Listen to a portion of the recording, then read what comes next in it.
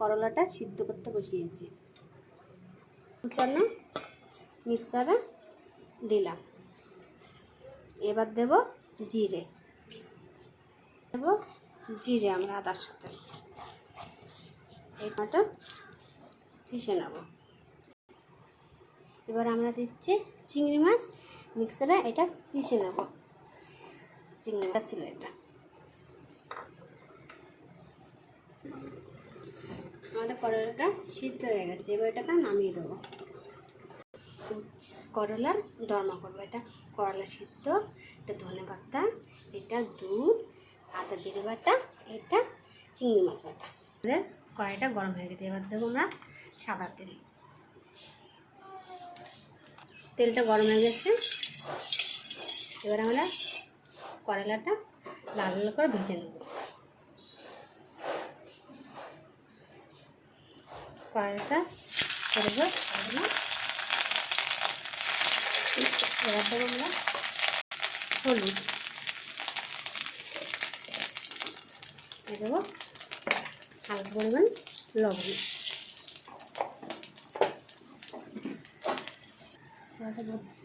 করলাটা আমরা লাল লাল করে ভাজা করছি। এবার করবো এটার পরে একটু হালকা জল গরম, দুধটা ফাটানোর জন্য। এটা গরম করতে পারছো তো?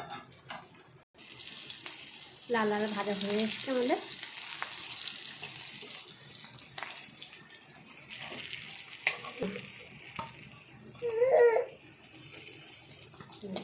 কালো জিরে, হালকা পরিমাণ কালো জিরে,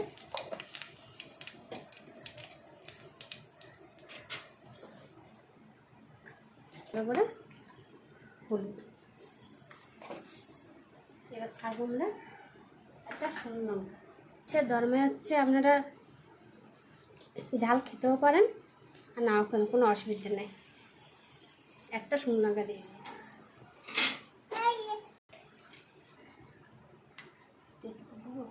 এবার দিলাম তেজপাতা। আমরা আদা জিরে বাটা,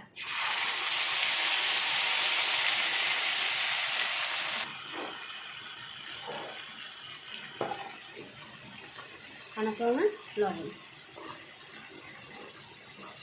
চিনি,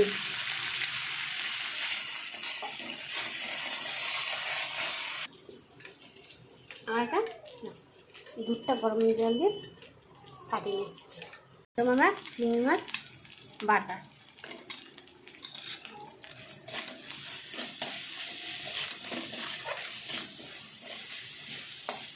মশলা ভালো হয়ে গেছে। এবার দেবো আমরা দুধ, দুধটা দিলাম, হালকা নাড়াচাড়া করে দিলাম। এই যে আমরা করলাটা ভিজে রেখেছিলাম, এবার এটা তেলের উপর ছেড়ে দিলাম। এই যে ভিজে গেছে, এবার এটা ভিজে দিলাম।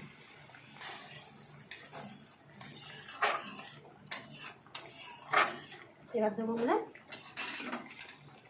ধনেপাতাটা কুচিয়ে রেখেছিলাম।